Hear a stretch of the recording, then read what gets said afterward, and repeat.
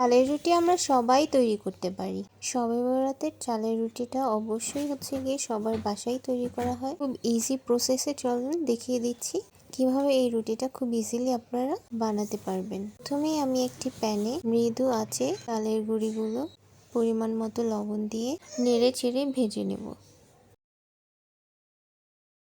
একটু সময় নিয়ে কাজটি করতে হবে।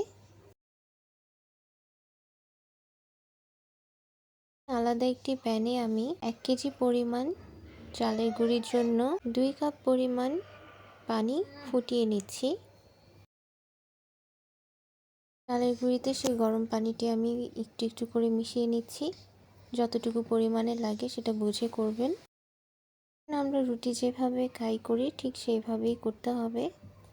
একটু সাবধানে করতে হবে, দেখবেন যেন গরম না লাগে।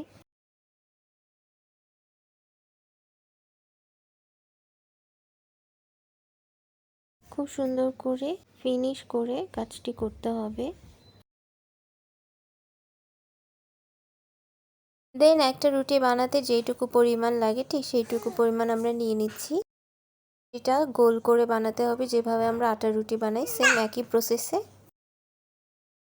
সো আমার চালের রুটি রেডি। খুবই ইজি প্রসেসে বানিয়ে নিলাম, তো এক্সট্রা করে আপনাদের কোনো কষ্ট করতে হবে না।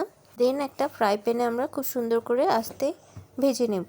If you like my video please like and subscribe my channel. Thank you.